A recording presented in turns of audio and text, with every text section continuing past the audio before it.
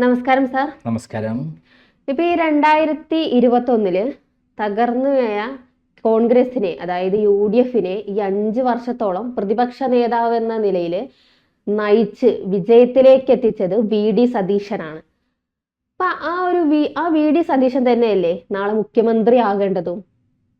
അപ്പോൾ അതിൻ്റെ ഇടയിലാണ് കേന്ദ്രത്തിൽ നിന്ന് KC വേണുഗോപാൽ വന്ന് മുഖ്യമന്ത്രി സ്ഥാനം അടിച്ചു മാറ്റാൻ ശ്രമിക്കുന്നത്. അപ്പം ഇത് ശരിയായ ഒരു നടപടിയാണോ? എന്നെ സംബന്ധിച്ചിടത്തോളം ഞാൻ രാഷ്ട്രീയം കൃത്യമായി നിരീക്ഷിക്കുന്ന ഒരാളാണ്. 2016 VS അച്യുതാനന്ദനെ മുഖ്യമന്ത്രി സ്ഥാനത്തേക്ക് കാണിച്ച് ജനങ്ങളെ മുന്നിൽ അവതരിപ്പിച്ച് ജനങ്ങളുടെ കയ്യടി വാങ്ങി അവസാനം ജനങ്ങൾ വോട്ട് ചെയ്തുമായിരിക്കും UDFന് അനുകൂലം അല്ല LDFന് അനുകൂലമായിട്ട്. പക്ഷേ അധികാരം കിട്ടിയപ്പം 91 സീറ്റ് കിട്ടിയപ്പം പിണറായി വിജയൻ ചെയ്തത് ആദ്യം VS അച്യുതാനന്ദനെ വെട്ടിമാറ്റിയിട്ട് അദ്ദേഹം മുഖ്യമന്ത്രിയായി. അതായത് ചതി വഞ്ചന എന്ന് പറയുന്നതാണ്. 2006 പിണറായി വിജയൻ സംസ്ഥാന CPM സെക്രട്ടറിയായി വീണ്ടും തെരഞ്ഞെടുക്കപ്പെട്ടപ്പം അദ്ദേഹം ചെയ്തത് VS അച്യുതാനന്ദനെ വെട്ടിമാറ്റുക എന്നുള്ളത്. ജനങ്ങൾ സമ്മതിച്ചില്ല, ജനങ്ങൾ ഇളകി അവസാനം VS അച്യുതാനന്ദനെ വീണ്ടും മത്സരിപ്പിച്ചു. ഇതേപോലെ തന്നെയാണ് 2016 അദ്ദേഹത്തെ മത്സരിപ്പിക്കാതിരിക്കാൻ ശ്രമിച്ചെങ്കിലും അദ്ദേഹം ഭയങ്കരമായി ജനങ്ങളെ ഇളകിയോടുകൂടി അദ്ദേഹത്തിന് സ്ഥാനം കൊടുക്കുന്ന പോളിറ്റ് ബ്യൂറോയ്ക്ക് ഇടപെടേണ്ടി വന്നു. അതിനെ ഓർമ്മിപ്പിക്കുന്ന വിധത്തിലാണ് ഇപ്പോൾ കോൺഗ്രസിൻ്റെ ഉള്ളിൽ നടക്കുന്നത്. ഇവിടെ സത്യത്തിൽ ഇലക്ഷൻ കഴിഞ്ഞ് റിസൾട്ട് വന്നിട്ടില്ല. ഇലക്ഷൻ കഴിഞ്ഞ് റിസൾട്ട് വരുന്നതിന് മുമ്പ് വേറെ നമ്മൾ ആലോചിക്കേണ്ട കാര്യമൊന്നുമില്ല. കാരണം 2021 പ്രതിപക്ഷ നേതാവായി VD സതീശൻ വരുമ്പോൾ അതിനു മുമ്പ് രമേശ് ചെന്നിത്തലയായിരുന്നു ഇവിടെ പ്രതിപക്ഷ നേതാവ്. രമേശ് ചെന്നിത്തല ശക്തമായ രൂപത്തിൽ അദ്ദേഹം പ്രതിപക്ഷ നേതാവായിരുന്നു. അദ്ദേഹം കൊണ്ടുവന്ന പിണറായി വിജയനെതിരെയും മക്കൾക്കെതിരെയും അതേപോലെ ഗവൺമെൻറ്റിനെതിരെയുള്ള ശക്തമായ ആരോപണങ്ങൾ കേരളത്തിൽ ഇളക്കി മറിച്ചിരുന്നു. പക്ഷേ അത് നിയമസഭയ്ക്കുള്ളിൽ ഇളക്കി മറിഞ്ഞു. ജനങ്ങളിലേക്ക് വേണ്ടത്ര എത്തിപ്പെടാൻ കഴിഞ്ഞില്ല. സാധാരണ ജനങ്ങളിലേക്കൊന്നും എത്തിക്കാൻ അദ്ദേഹം കഴിഞ്ഞില്ല. അതിന് അദ്ദേഹം പറഞ്ഞത് ഇവിടെ കോവിഡ് ഉണ്ടായിരുന്നു എന്നൊക്കെയാണ് പറഞ്ഞതെങ്കിലും അത് മാത്രമായി കാരണമായി നമുക്ക് കാണാൻ പറ്റിയില്ല. അദ്ദേഹം ശക്തനായ ഒരു പ്രതിപക്ഷ നേതാവായിരുന്നെങ്കിലും പക്ഷേ അദ്ദേഹം ഒരു പരാജയമായിരുന്നു പ്രതിപക്ഷ നേതാവ് എന്ന നിലയിൽ. കാരണം പ്രതിപക്ഷ നേതാവായി കഴിഞ്ഞാൽ ജനങ്ങളിലേക്ക് ഇറങ്ങിച്ചെല്ലണം, ജനങ്ങളെ സംഘടിപ്പിക്കണം, അവരെ സംഘടിപ്പിച്ച് ഭരണത്തിനെതിരെ ശക്തമായി പോരാട്ടം നടത്തണം. പ്രസ്താവന കൊണ്ടോ നിയമസഭയിലെ എന്തെങ്കിലും പ്രവർത്തനം കൊണ്ടോ ഒരു മുന്നണിയെ നയിക്കാൻ പറ്റില്ല. അങ്ങനെയാണ് 2021 തകർന്ന് തരിപ്പണമായി ഇനി ഒരു ആത്മവിശ്വാസവും ഇല്ലാത്ത ഒരു സംഭവമായിരുന്നു. 41 സീറ്റ് മാത്രമുള്ള UDF. ചരിത്രത്തിൽ ഇന്നേ വരില്ലാത്ത തിരിച്ചടിയാണ് UDFന് കിട്ടിയത്. 99 സീറ്റ് കിട്ടിയായിരിക്കും പിണറായി വിജയൻ. കിറ്റും പെൻഷനും കൊടുത്തിട്ടാണെങ്കിലും അത് അദ്ദേഹം നേടിയെടുക്കാൻ കഴിഞ്ഞു.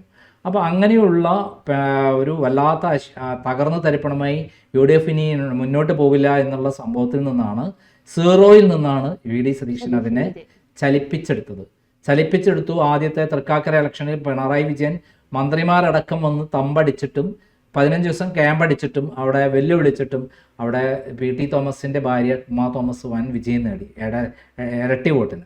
അതിനുശേഷം നടന്ന പുതുപ്പള്ളി ഇലക്ഷനിൽ നമ്മുടെ എല്ലാം പ്രിയങ്കരനായിരുന്ന ഉമ്മൻചാണ്ടി, അദ്ദേഹത്തിൻ്റെ മകൻ ചാണ്ടി ഉമ്മൻ അവിടെ നിന്ന് ജയിച്ചത് 38,000 വോട്ടിന്, അതായത് 9,000 വോട്ടിനാണ് ഉമ്മൻചാണ്ടി ജയിച്ചെങ്കിൽ 5 ഇരട്ടി വോട്ടിനാണ്. അതിനൊക്കെ നേതൃത്വം കൊടുത്ത ആരാ?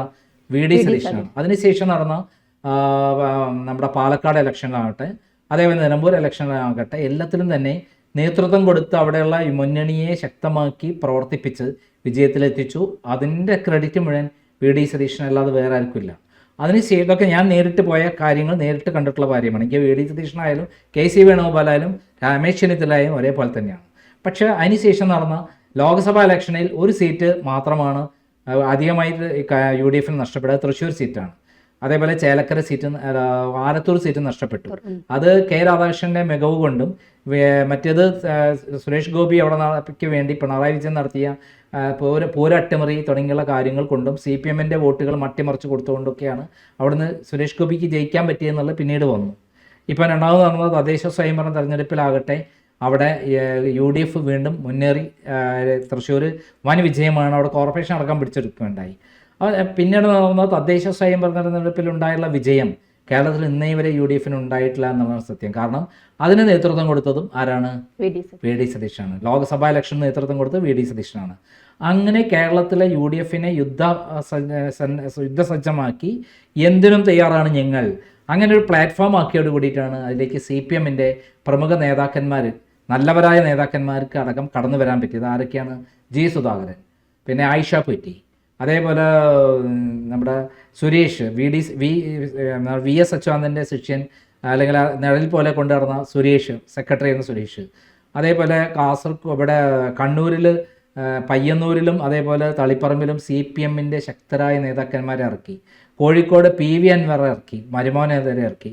അങ്ങനെ LDF-നെതിരെ ശക്തമായ മുന്നേറ്റം നടത്താൻ എല്ലാ മുന്നണിയിലെ എല്ലാവരും കോർത്തിണക്കിക്കൊണ്ട് നയിച്ചിട്ടുള്ളത് VD സതീശനാണ്. അപ്പോൾ നയിച്ചിട്ടുള്ള VD സതീശനെ തുടർന്ന് ഭരണത്തിൽ വൻ വിജയം നേടി, ഇലക്ഷനിൽ വൻ വിജയം നേടിക്കഴിഞ്ഞാൽ ചോദ്യം ചെയ്യാതെ, ചോദ്യം പറയാതെ അദ്ദേഹത്തിന് തന്നെയാണ് അതിൻ്റെ തുടർച്ചയായി കൊടുക്കേണ്ടത്. പരാജയപ്പെടുകയാണെങ്കിൽ മാത്രമാണ് അദ്ദേഹത്തെ പറ്റി ചിന്തിക്കേണ്ടത്. അദ്ദേഹം പറഞ്ഞ 100-ൽ പരം സീറ്റ് കിട്ടുന്ന ആത്മവിശ്വാസത്തോടെ പറഞ്ഞൊരു നേതാവ് വേറെ ആരുണ്ട്? അതോടൊപ്പം അദ്ദേഹം പറഞ്ഞത് പരാജയപ്പെടുകയാണെങ്കിൽ ഞാൻ ഉത്തരവാദിത്തം ഏറ്റെടുക്കുമെന്നാണ് പറഞ്ഞത്. അപ്പം ജയിച്ചാൽ ആർക്കാണ് ഉത്തരവാദിത്തം കൊടുക്കേണ്ടത്? അദ്ദേഹത്തിന് തന്നെയാണ്. അദ്ദേഹത്തിന് തന്നെയാണ് മുഖ്യമന്ത്രി സ്ഥാനം കൊടുക്കേണ്ടത്. ഇതിനെക്കുറിച്ച് ഇപ്പോൾ ചില ആളുകൾ ചില പ്രധാനപ്പെട്ട പോസ്റ്റുകൾ വന്നിട്ട് ഞാനൊന്ന് വായിക്കാം. അതിൽ മലവേടൻ എന്നുള്ള പേരിൽ വന്നൊരു പോസ്റ്റാണ്. ഇതുപോലെ തൻ്റെ അടുത്തോടെ പറഞ്ഞ എത്ര നേതാക്കന്മാരുണ്ട് കടന്നു വരും. വെറുതെ ജയിക്കുമെന്നും ഒരു മണമടിച്ചപ്പോൾ പിന്നെ ചേറ് പൊരുളാത്ത മീൻ കൂട്ടാമെന്ന് കരുതി നടക്കുന്ന നേതാക്കന്മാർ. ജയിച്ചാലും തോറ്റാലും ഞാൻ അതിൻ്റെ ഉത്തരവാദിത്തം ഏറ്റെടുക്കുമെന്ന് പറഞ്ഞ കോൺഗ്രസിൻ്റെ ഒരേ ഒരു നേതാവ്. അതും ജയിച്ചാൽ 100 സീറ്റിന് മുകളിൽ പിടിക്കുമെന്ന് ഇലക്ഷൻ പ്രചരണം തുടങ്ങിയ അന്ന് മുതൽ ഇപ്പോഴും പറയുന്ന ഒരേ ഒരു ആൾ VDയെ മറ്റുള്ള നേതാക്കളിൽ നിന്ന് വ്യത്യസ്തനാക്കുന്നതും. UDF തോറ്റാൽ ഈ മുഖ്യമന്ത്രി കുപ്പായം നയിച്ചിട്ട RCയും KCയും ഉൾപ്പെടെ പല നേതാക്കന്മാർ സതീശനെതിരെയായിരിക്കും ആരോപണം ഉന്നയിക്കുക. ഈ തൻ്റെ ഇടം ആണ് സതീശന് സ്വന്തമായിട്ടുള്ള തൻ്റെ ഇടം. ഇത് കാണാനാണ് മെയ് 4 കാത്തിരിക്കുന്നത്. അന്ന് അറിയും സതീശൻ്റെ വാക്കിൻ്റെ വില. ആ വില ജനങ്ങൾ അംഗീകരിക്കും. അണികളുടെ ആത്മവീര്യം കളയാതെ കൂടെ നിർത്തി ഞാൻ നിങ്ങളോടൊപ്പം ഉണ്ട്, തോറ്റാലും ജയിച്ചാലും ഞാൻ സങ്കടപ്പെടേണ്ട, ഞാൻ അതിൻ്റെ ഭാരം ഏറ്റെടുക്കും. ഇതാണ് ചങ്കൂറ്റം, ഇതാണ് ഒരു നേതാവ്, ഇങ്ങനെ ആയിരിക്കണം ഒരു നേതാവ്, സതീശൻ എന്ന നേതാവ് എന്ന് പറഞ്ഞുകൊണ്ട് വന്ന ഒരു പോസ്റ്റാണ്, സോഷ്യൽ മീഡിയയിൽ വന്ന ഒരു പോസ്റ്റാണ്. അതൊന്ന് ഞാൻ വേറൊരിതും കൂടെ വായിക്കാം. PC പുലാമന്തോൾ എഴുതിയൊരു ഫേസ്ബുക്ക് പോസ്റ്റാട്ടോ. വരുന്ന റിപ്പോർട്ടുകൾ പരിശോധിക്കുകയാണെങ്കിൽ 10 വർഷത്തെ ഭരണത്തിനൊടുവിൽ പിണറായി വിജയനും കൂടെ പിണറായിസും പടിയിറങ്ങാൻ പോവുകയാണ്. കോൺഗ്രസ് നയിക്കുന്ന ഐക്യ ജനാധിപത്യ മുന്നണി സർക്കാർ രൂപീകരിക്കാൻ പറ്റിയ അവസരമൊത്തു വന്നപ്പോൾ എല്ലിൻ കഷ്ണത്തിനു വേണ്ടി കടിപിടി കൂടുന്ന പട്ടികളെ പോലെ മുഖ്യമന്ത്രി കസേരയ്ക്ക് വേണ്ടി ചരട് വലിക്കുന്ന നിങ്ങളിൽ ചിലരെ കാണുമ്പോൾ സത്യത്തിൽ ലജ്ജ തോന്നുന്നു. KC വേണുഗോപാൽ എന്ന തലമുതിർന്ന നേതാവ് ആശങ്കയ്ക്കിടയില്ലാതെ ഞാൻ നിലവിൽ MP ആണെന്നും കേരളത്തിൽ മുഖ്യമന്ത്രി കസേരയിലോട്ട് ശ്രദ്ധയില്ലെന്നും അനുയോജ്യമായ നേരത്ത് അർഹതയുള്ള ഒരാളെ ഹൈക്കമാൻഡ് തീരുമാനിക്കുമെന്ന് പറഞ്ഞാൽ തീരാവുന്ന പ്രശ്നമേ ഉണ്ടായിരുന്നുള്ളൂ. കേന്ദ്ര സർക്കാരിന് അതാരിൽ നിരന്തരം ശബ്ദമുയർത്തിക്കൊണ്ടിരിക്കുന്ന രാഹുൽ ഗാന്ധിക്ക് പിന്തുണയുമായി താങ്കളും ഉണ്ടാവണമെന്ന് തന്നെയായിരിക്കണം മിക്കം ഏതൊരു കോൺഗ്രസ് അനുഭാവിയുടെ ആഗ്രഹം. അങ്ങനെ സംഭവിക്കുമെന്ന് തൽക്കാലം പ്രത്യാശിക്കാം. സുധാകരേട്ട, പ്രായം ഒരു പാടായില്ലേ? നിലവിൽ താങ്കളൊരു MP അല്ലേ? താങ്കളെ വിശ്വസിച്ച് പാർലമെൻറ്റ് അയച്ച കണ്ണൂരിലെ ജനങ്ങൾക്കും കോൺഗ്രസ് പാർട്ടി കഴിയാവുന്ന രീതിയിൽ നല്ല പ്രവർത്തനങ്ങൾ കാഴ്ചവെച്ച് മുന്നോട്ട് പോകുന്നതല്ലേ നല്ലത്? ഇനിയെങ്കിലും തൊഴുത്തിൽ കുത്ത് ഒഴിവാക്കി പിണറായി വിജയനോടുള്ള രാഷ്ട്രീയത്തിനപ്പുറമുള്ള വിരോധം ഒഴിവാക്കി നല്ലൊരു രാഷ്ട്രീയക്കാരനും പൊതു പ്രവർത്തകനുമാകാൻ ഇനിയും നിങ്ങളിൽ ഒരു ബാല്യം കിടപ്പുണ്ട് എന്ന് കണ്ണൂരിലെ നിങ്ങളെ പിന്തുണയ്ക്കുന്നവർക്കറിയാം. കാറ്റുള്ളപ്പോൾ തൂറ്റുക എന്നറിഞ്ഞുകൊണ്ട് നിങ്ങളിപ്പോൾ കാണിക്കുന്ന കളി നിങ്ങളുടെ തന്നെ രാഷ്ട്രീയ ഭാവിക്ക് ദോഷമാവുകയുള്ളൂ എന്ന് താങ്കൾ എന്നാണ് തിരിച്ചറിയുക. പാർട്ടിയിൽ കലാപമുണ്ടാക്കാൻ നിങ്ങളെ ഇന്ന് പിന്തുണയ്ക്കുന്നവർ ചിലപ്പോൾ നിങ്ങളുടെ രക്ഷയ്ക്ക് പിന്നീട് ഉണ്ടാകണമെന്നില്ല എന്നെങ്കിലും താങ്കൾക്ക് തിരിച്ചറിവുണ്ടാകട്ടെ. രമേശ് ജി എല്ലാ ബഹുമാനം നിലനിർത്തി തന്നെ പറയട്ടെ, കഴിഞ്ഞ നിയമസഭാ ഇലക്ഷനിൽ കോൺഗ്രസ് പാടെ തകർന്ന ഒരു തിരിച്ചുവരവ് പോലും അസാധ്യമാണെന്ന് കരുതിയുന്ന നേരത്ത് അമരത്തേക്ക് സങ്കോചം കൂടാതെ കയറി വന്ന് ഉള്ളവരെയും കൂട്ടി തുഴയാൻ തുടങ്ങിയതാണ് VD സതീശൻ. സർക്കാരിൻ്റെ വീഴ്ചകളെ നിരന്തരം തുറന്നു കാട്ടുന്നതിൽ വിജയിക്കുന്നു എന്നതിൻ്റെ ഏറ്റവും വലിയ തെളിവാണ് VDക്കെതിരെ നടക്കുന്ന സൈബർ ആക്രമണം. കോൺഗ്രസ് നയിക്കുന്ന മുന്നണി അധികാരത്തിലേക്ക് വരാൻ ആഗ്രഹിക്കാത്തവരാണ് കേന്ദ്രം ഭരിക്കുന്നവരും. കോൺഗ്രസ് മുക്ത ഭാരതമാണ് അവരുടെ പ്രഖ്യാപിത ലക്ഷ്യം. ചുറ്റിലും രാഷ്ട്രീയ ശത്രുക്കളെ വലയം ചെയ്യപ്പെട്ട കോൺഗ്രസിൻ്റെ തിരിച്ചറിവ് മാത്രം ആഗ്രഹിക്കുകയും പ്രതീക്ഷിക്കുകയും അതിനായി മാത്രം പ്രവർത്തിക്കുകയും ചെയ്യുന്ന കോൺഗ്രസ് പാർട്ടി പ്രവർത്തകരും അനുഭാവികളും ഘടകകക്ഷി പ്രവർത്തകരും ഒക്കെ ആത്മാർത്ഥ പോലും മുതിർന്ന നേതാക്കൾ എന്ന തലപ്പാവുമായി നടക്കുന്ന നിങ്ങൾക്ക് ഇല്ലാതെ പോയല്ലോ എന്ന സങ്കടം മാത്രം. അറിവ് മാത്രമല്ല, തിരിച്ചറിവും അതിപ്രധാനമാണ്. ഇനിയെങ്കിലും നിങ്ങൾക്കുണ്ടാവട്ടെ എന്ന് പറഞ്ഞുകൊണ്ടുള്ളൊരു പോസ്റ്റാണ്. എന്തായാലും ഈ 2-3 പോസ്റ്റ് മാത്രമല്ല, നിരന്തരമായിട്ടുള്ള പോസ്റ്റുകളാണ് സോഷ്യൽ മീഡിയയിൽ VD സതീശന് വേണ്ടി സാധാരണ പ്രവർത്തകർ ചെയ്യുന്നത്. അതായത് മുതിർന്ന നേതാക്കന്മാർ, MLA മത്സരിച്ചുള്ള നേതാക്കന്മാരും ഒക്കെ ചില ആളുകൾ അവരിപ്പം ജയിക്കാൻ പോകുന്നുണ്ട്, അത് KC വേണുഗോപാലിൻ്റെ നന്മ കൊണ്ടാണെന്ന് വരുത്തിക്കാൻ വേണ്ടി ചില അഭ്യാസങ്ങൾ കാണിക്കുന്നുണ്ട്. അവരോടൊക്കെ പറയാനുള്ളത് സാധാരണ പ്രവർത്തകരുടെ വികാരം മനസ്സിലാവും. അവർക്കും അരിയാഹാരം കഴിക്കുന്ന ആൾക്കാരാണ്, അവരിത് തിരിച്ചറിയുന്നുണ്ട്. കാരണം കഴിഞ്ഞ 5 വർഷം തകർന്നു കിടക്കുന്ന ഒരു മുന്നണിയെ, ആത്മവിശ്വാസമില്ലാത്ത പ്രവർത്തകരെ ആത്മവിശ്വാസം നൽകി അവരെയൊക്കെ കോർത്തിണക്കി പോരാട്ടത്തിനൊരുക്കി എല്ലാത്തിലും വിജയം നേടി പിണറായി വിജയനെ വരച്ചവരെയും നിർത്തി നിയമസഭയിലും പുറത്തും പോരാട്ടം നടത്തി വിജയത്തിലെത്തിച്ച ശേഷം കാട് വീടായാൽ ആരി പുറത്ത് എന്ന് പറയുന്ന പോലെ VD സതീശനെ പുറത്താക്കാൻ ശ്രമിക്കുകയാണെങ്കിൽ അത് വലിയ തിരിച്ചടി നേരിടും. കാരണം അണികൾ ഇളകും. ആ അണികൾ ഇളകുന്നത് നമ്മൾ കണ്ടിട്ടുണ്ട്.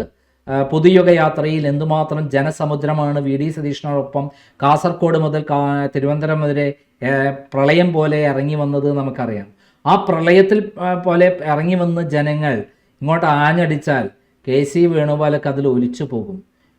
അങ്ങനെ ഒരു അവസ്ഥ ഉണ്ടാവരുത്. പകരം KC വേണുഗോപാൽ ഡൽഹിയിൽ നിന്ന് രാഹുൽ ഗാന്ധിയുടെ കൂടെ പ്രവർത്തിക്കട്ടെ, എന്നിട്ട് കേന്ദ്രഭരണം തിരിച്ചു കൊണ്ടുവരട്ടെ. പകരം ഇവിടെ VD സതീശനാണ് ഈ 5 വർഷം നയിച്ചത്. ആ നയിച്ച ആൾ തന്നെ മുഖ്യമന്ത്രിയാകട്ടെ.